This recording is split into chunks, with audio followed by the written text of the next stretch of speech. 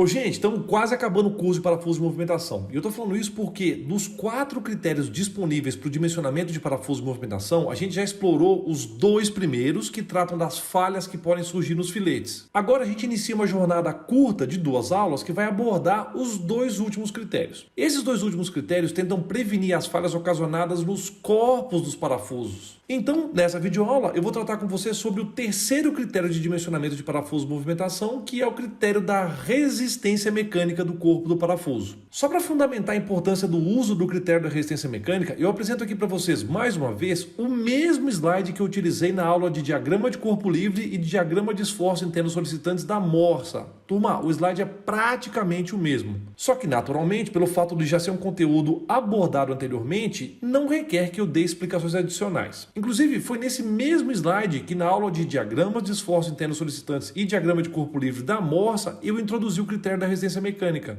Então, a constatação aqui é muito simples. O parafuso de movimentação, quando em operação, está sujeito ao mesmo tempo à tensão normal e à tensão de cisalhamento. Por isso, para que o parafuso não sofra falhas, a gente aplica um mantra da disciplina de elementos de máquinas. E esse mantra nos relembra que, para não haver falha, a tensão atuante tem que ser menor ou igual à tensão admissível. Daí vem a pergunta óbvia: como é que eu faço para calcular a tensão atuante quando eu tenho ao mesmo tempo tensões de naturezas díspares? Uai, responder essa pergunta é muito trivial, porque basta aplicar o critério de von Mises. Bacana, daí eu resolvo o lado esquerdo da inequação. E como é que eu faço para resolver o lado direito da inequação? Lembrando que no lado direito da inequação eu tenho o cálculo da tensão admissível. Então é outra pergunta bem fácil de eu responder, porque para determinar a tensão admissível, basta que a gente divida a tensão limite de resistência ao escoamento pelo coeficiente de segurança que a gente vai denominar de Nmec. Esse coeficiente de segurança representa a resistência mecânica do parafuso. E daí, quando eu falo que esse critério de falha pretende preservar o corpo do parafuso, eu me refiro ao fato de que eu estou me concentrando na peça em si, ou seja, no parafuso em si. Porque nos 2 últimos critérios eu falei de falha nos filetes dos parafusos. Foi quando eu me referi às falhas que afetariam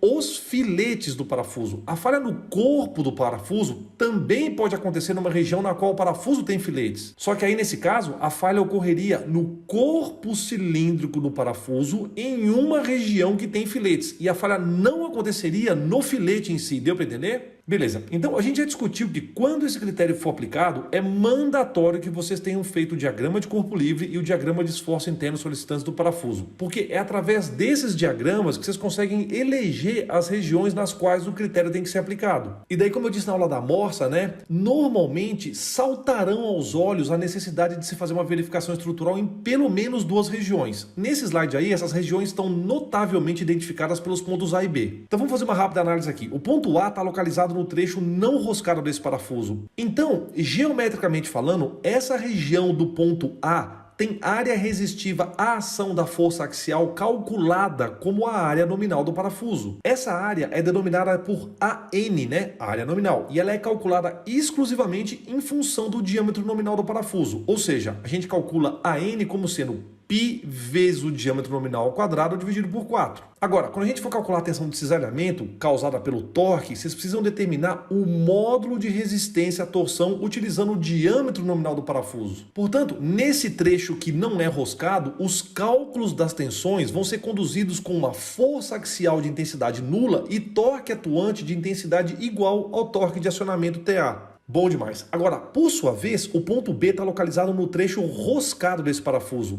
Portanto, geometricamente falando, essa região do ponto B tem área resistiva à ação da força axial calculada como sendo a área da seção resistiva do parafuso. Essa área da seção resistiva é denominada por AS e é calculada em função do D2 e do D3. Para nossa conveniência, essa área está prescrita nas tabelas dimensionais da DIN 103, parte 1, que foi publicada em 1977. E aí, gente, quando vocês forem calcular a tensão de cisalhamento causada pelo torque, nessa região B, vocês precisam determinar o módulo de resistência à torção utilizando o menor dos diâmetros do trecho roscado do parafuso. E o menor dos diâmetros entre o diâmetro nominal, o diâmetro primitivo D2 e o diâmetro de raiz D3, obviamente a gente vai utilizar o D3. Resumindo, nesse trecho B, os cálculos das tensões vão ser conduzidos utilizando força axial máxima e o torque atuante de intensidade igual ao torque resistivo na escora TE. Então, com esse discurso, eu fiz um rápido resumo sobre o panorama que fundamenta a aplicação do critério da resistência mecânica do corpo do parafuso. Então, vamos equacionar esse critério de falha. A gente sabe que o parafuso sofre ação simultânea de tensões de naturezas distintas. A tensão normal deve-se ao fato do parafuso estar sujeito somente à carga axial. Por isso, a determinação da tensão normal sigma é feita através da divisão da força axial atuante pela área resistiva dessa seção específica. Então agora vocês conseguem entender por que eu coloquei esse índice de interrogação marcado na cor vermelha, porque a força axial atuante em uma seção é nula, enquanto que a força axial atuante em outra seção é máxima. Ou seja, vocês têm que fazer o diagrama de corpo livre e o diagrama de esforço interno solicitante do parafuso de movimentação, porque isso que vai orientar vocês em quais variáveis devem ser utilizadas em determinada seção. Legal demais. Agora, quando a gente tem apenas torque aplicado em um componente, a tensão de cisalhamento atuante é calculada como sendo o torque dividido pelo módulo de resistência à torção WT. Igualmente ao caso da força axial, o torque que vocês vão utilizar depende da localização da seção. No caso da torção atuando em corpo de seção transversal circular, o módulo de resistência à torção WT é calculado como sendo π vezes um determinado diâmetro elevado ao cubo dividido por 16. Agora, π dividido por 16 é aproximadamente igual a 0,2 vezes esse determinado diâmetro elevado ao cubo. Por isso que a gente pode assumir que o módulo de resistência à torção WT para uma seção circular maciça é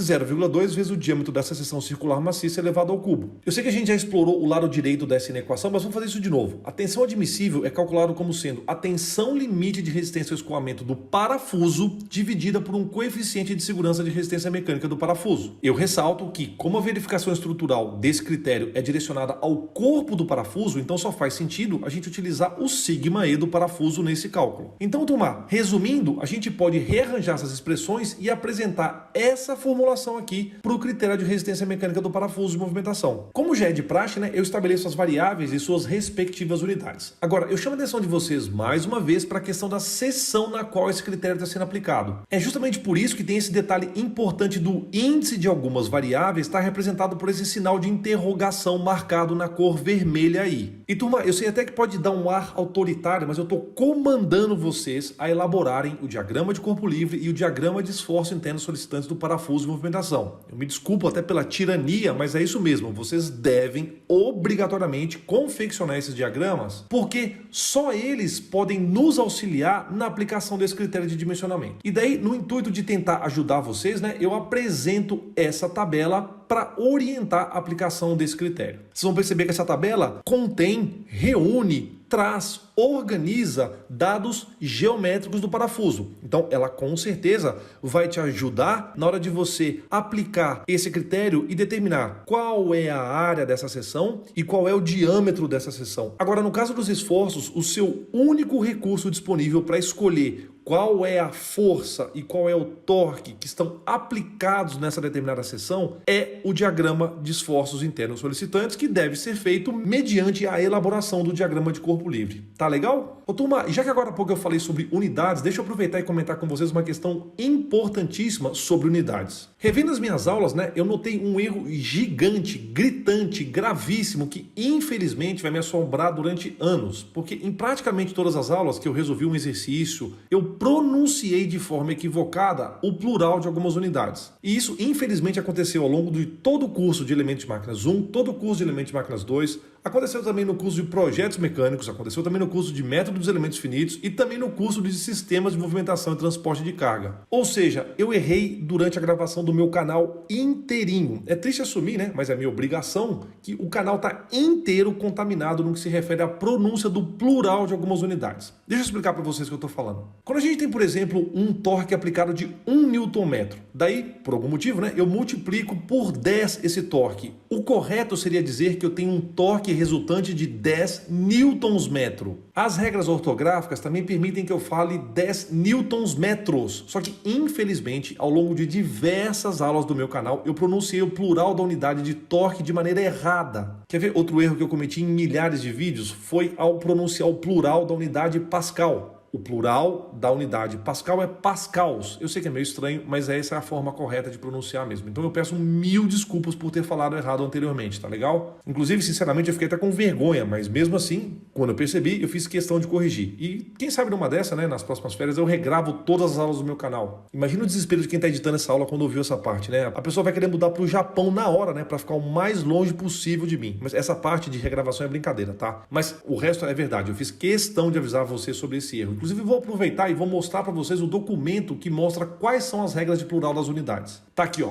Eu recomendo, inclusive, a leitura completa desse documento. Mas, por se tratar de uma coisa específica que eu comentei na aula, né, eu vou te mostrar aqui na página 4, no item 3.2, essa questão relativa ao plural das unidades. Vejam, por favor, que aqui... Cadê a tabela? Cadê a tabela? Estamos chegando. Tá aqui. Deixa eu até aumentar para que fique mais claro.